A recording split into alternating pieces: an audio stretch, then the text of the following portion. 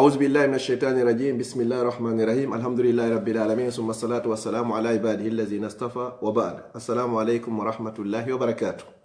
ara musidɓe julɓe tedduɓe teddirɓe l'islam on yettude Allah subhanahu wa ta'ala duwano nelaɗo makko sallallahu alaihi wasallam kanko e ɓeygure makko e sahaba e makko e kala jokkuɗo weeɗo ila yawmil qiyama ara musidɗo moɗon Abdallah Diallo salmini on salminago l'islam salminago yimɓe aljanna ka aljanna yalla waɗe fo min hara ko jeeɓe yimɓe aljanna haray ko landal wonɗen e jabade ɗo kadi landal himmungal sattaygal hakkundeji meɗen landal ngal ko ngal très simple kono kala fewtinaɗo ngal kala mo ɗum ɗon fawa e hoore muɗum seytinay kala wolanɗoma ɗum ɗon kadi a yeggitantamo ɗum haray ko kara han rongatamo bantorade so wolanima ɗum kon ɗum woni ɗum si goɗɗo fewtima innima ko a nafiqijo goɗɗo innama an ko a nafiqijo tentini hara ko hakkunde yimɓe kon ɗum wonata réaction ma o wallahi o satta e moƴƴa moƴƴa joni noon no woodi simore wa qur'an wiyetede suratul munafiquna simore nde fi nafiqiɓe ɓen ɗiɗaɓum ɗum kadi Allah inni inna allaha jami'ul munafiqina wal kafir fi darki l asfali min annari Allah moɓidiro e nafiqi e hefere ɓen fof ka koose leleje e yiite jahannama joni si goɗɗo innima nafiqijo wallahi haray o accanarima tigi tigi joni noon ko hombo woni nafiqi ko honno andirta kaarijo ko nafiqijo kono ɗon woni question on joni noon si mi fewtima mi innima ko nafiqijo tawi a jogaki ɗi sifaji e wonde e arde ɗo wata seytin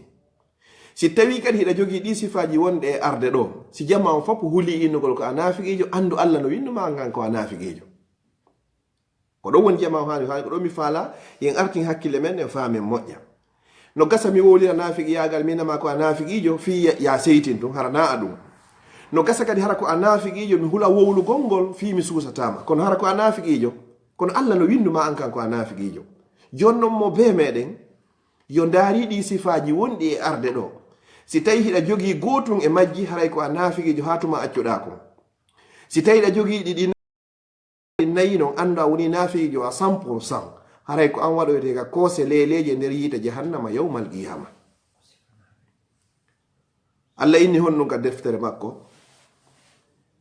innal munafiqina wal munafiqiɓen yukhadi'una Allah woyɓe hoda jam fo diina Allah kan wa huwa khadi'uhum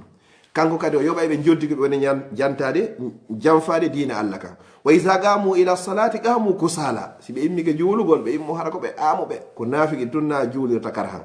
sina ɗum julɗo kan si tawi leer juulugol ngol yoni tigi tigi on haɗa ɗum himo softi fi juulugol qamu kusala ɗiɗi yura'una nnasa heɓe yino yimɓe ɓen kadi ko si yimɓe ɓen no ɗuuɗi ɗon ɓe waɗa e basenji ñane ara juulugol hakkude yimɓe ɓen puutoji e dolokkaji ɓorno ha moƴƴa si yimɓe ɓen no ɗuuɗi si tawi ko kamɓe tun ɓe juulata e leer gamu ko sala yura'una nnasa wala yazkuruna allaha illa qalila nafiqi kadi jantota ko inde Allah sina go kunni haray ami haray fuɗɗike ŋaɓude sundulla ronke nelaɗo sallallahu alayhi wa sallam ɓe maaki noon wo mandeji ko andirta oɗo ko nafiqijo ko piiji nayyi nokkugo ɓe inni ko piiji tati ayatul munafiqu thalath mande nafiqi yagal ko piiji tati wo ara nun kun iza haddasa kasaba si o wowli o fena kala ko neɗɗo tawata so wowli hara ko fenande hara yimɓe ɓen fof no andi ko fenande kadi haysi ɓe susata wolugo mais haysi yimɓe ɓen anda mais kanko ka nder wunki makko himo andi ko woni e wolde konko fenande yo andu o heeɓi geɓal gotal e geɓal nafiqi yagal yimɓe ɓe wowli wowla yimɓe ɓen suusimo haalande suusamo haalande ko ɓuri kon noon ɓe ño'aymo ɓeyna he ɗon anndi woodi hakkundeji meɗen goɗɗo adda information ɓeyna ko hombo yeetima ɓeyna ko kaari ɓeyna he awa habbo taw on ɗon déjà taw foppo anndi ko naafiqijo taw ko fenowo haray wowlugol fena ko mande aranere e mande naafiki yagal kala sifitorɗo kun ɗon antun e ɓernde ma nden hiɗa anndi pellet ko wonɗa wolle konko fenande anndu a heeɓi geɓal gotal e naɓal geɓal naafiki yagal ha tuma nde accuɗa ko woni go'o iza haddasa kasaba si o woli o fena ɗiɗi e mande nafiqi yagal wa iza wa'ada akhlafa si o fodi kadi o firta ko ɗo no woni probléme ji men ɗi si ƴettama rendez-vous innama ko 14 heures on tigi fokkidiga suudu mum wo 14 heures si innama ko 15 heures on tigi hewti wo 15 heures 30 maɗum si inni mi ara e o leer ɗo mi aroy yo hara ɗum ɗon feƴƴi ko mande hon goto jeeya ɗum e mandeji nafiqi yagal koye wattan hakkille moƴƴa e ɗum nono Allah no ini ka Qur'an e sifaji muminin ɗen wonno wa bi ahadihim ra'un ahadiji maɓɓe ɗin haray ɓe respectude ka sifaji kadi aflahal mu'minuna to kadi himo yewti toon kadi sifaji jeego ko andirte goɗɗo ko gomɗinɗo no tawami hara ko respectay ɗo ahadi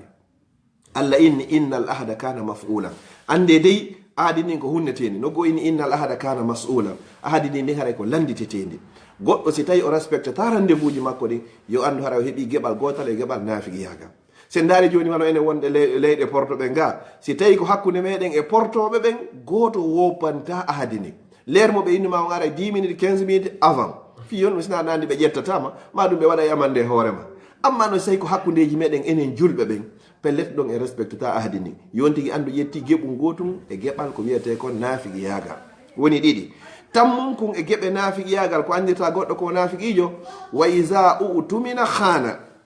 si tawi o hoolama o halfinama o janfo ko jawdi o halfina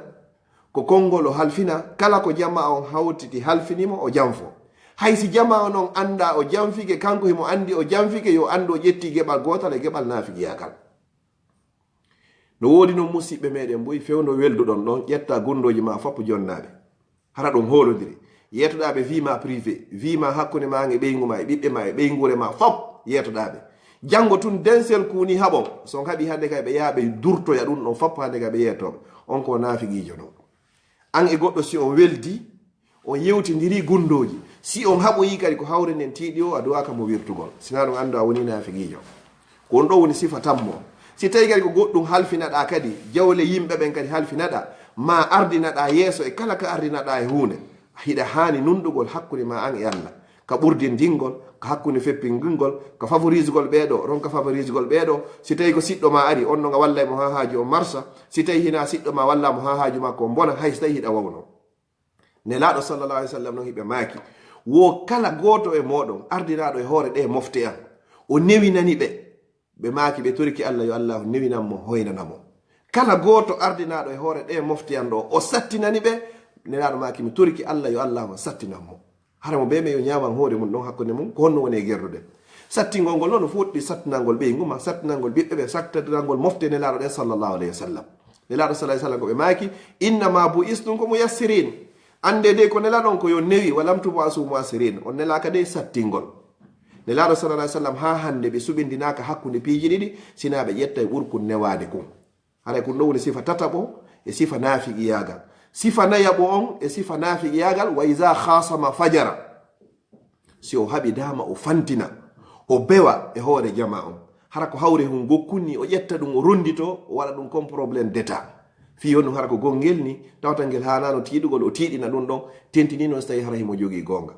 kala waɗɗo ɗum ɗo kadi yo andu o heeɓi sifa goto e sifa naafiqiyagal kala jogiiɗo gotum e ɗiɗo nayyi yo andu mo jogii geɓum gotum e geɓal naafiqiyagal kala jogiiɗo ɗiɗo nayyi noon yo andu o woni naafiqijo a 100% ko oɗo huɓɓitiroyte yitege yawmal qiyama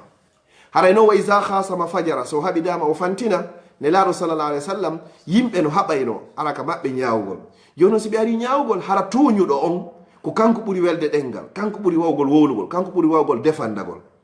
o defando ɗon ha ko jogino fenande makko nden nde wonta gonga hara nelaɗo sallallah alih w sallam wahyu arari e maɓɓe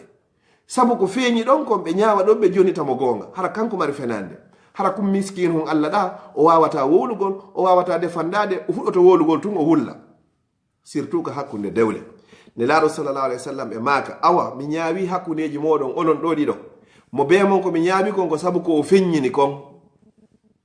ko sabu ko feññini kon woni komi ñaawi hakkudeji moɗon ɗo awa dow kala e moɗon anduɗo mi jonnitimo gonga hara ko kanko woni ko jogii fenande nden yo andu ko ƴulɓere jeyande e ƴulɓe yiite jahannama woni komi jonnimo ko ɗum woni ko hendi ɗon haray na gonga woni ko hendi joni noon enen kadi hakkudeji meɗen ara joɗol gomo be sifo sonnaji on nodda e siforoɗa wa gorko noddora siforoɗa no fanɗi ha fanti sifotoɗo hara koko feƴƴi kon mo be ko sifoto kono hettira goonga awa so tawi ko oustage jo siko lanɗo siko mawɗo wonɗo wo wonɗo ñawude hakkude yimɓe ɗiɗo hara oya ko hettiri goonga yo andu hara ko sabu ko wawi wowlugol kon oɗa hettiri fenande ko ɓay wata defandade yo andu jonitaɗo goonga e hoore fenande muɗum yo andu o ƴetti ƴulɓere jeyanduge ƴulɓe yiite jahannama ko ɗum woni ko tamboyto yawmal qiyama haray wattani hakkille moƴƴam musidɓe julɓe tedduɓe ko ɗiɗo sifaji nayyi woni sifaji naafiqiyagal haray fenugol janfagol hodugol yimɓe ɓen wowla goɗɗum hara ko faandi goɗɗum ɗum ko naafiqiyagal joni noon sa lannama ɗi mandeji ɗo nayyi so wowli o fena go'o so fodi o firta ɗiɗi so hoolama o halfinama o janfo woni tati e fillayegoɓe inni so haɓidama o fantina o feƴƴintina o bewa ɗi mandeji ɗo nayyi kala e meɗen jogiiɗo gotum e ɗiɗo mo jogii geɓum gotum e naafiqiyagal si a jokke ɗi nayyi noon andu a woni naafiqijo a 100%. jono si goɗɗo landike ma tum ko hon woni naafigi ko woni naafigiijo ko feññinayɗo goɗɗum suuɗa goɗɗum mi feññina goɗɗum hara ko mi feññini kon na ɗum woni ka ɓerde an ga wano Allah daalir noon ka deftere makko iza jaaka al munafiquna qalu nashhadu innaka la rasulullah si naafigi ɓen arima ɓeyna meɗen seedi wondema pellet ko anilaaɗo Allah wallahu ya'lamu innaka la rasulu allahu hino andi an ko anilaaɗo Allah wallahu yashhadu innal munafiqina la kazibun Allah no seedi wondema pellet ɓe naafigiɓe ko ɓe fenoɓe sabuna ko ɓe wowli kon hina ɗum woni ka ɓerde maɓɓe hara koye watten hakkil moƴƴe e ɗum ɗo si tawi Allah yewmal qiyama kefeero e yeddugol Allah tawi on ɗon o wonoye dow hara ko naafigijo on wonoyta ley haray koye wattan hakkil moƴƴa noon haray noon naafigi on kadi ko heɓoto koye nder julɓe ɓen haray mi toriki Allah subhanahu wa taala kala jogiiɗo sifa ɗi sifaji ɗo yo Allah ittan en ɗi kala mo ala e ɗiɗo yo Allah woɗɗinan en o danda en natugo sifa ɗiɗo mi toriki Allah subhanahu wa taala yo Allah o yaafo en haray so ƴettita en kadi toriki Allah subhanahu wa taala kala feƴƴinoyɗo nde yewtere ɗo ha goɗɗo wawide nafitorde yo Allah waɗanmo kanko kadi sadaqatun jariya ko natiro e aljanna wassalamu aleykum wa rahmatullahi wa barakatuh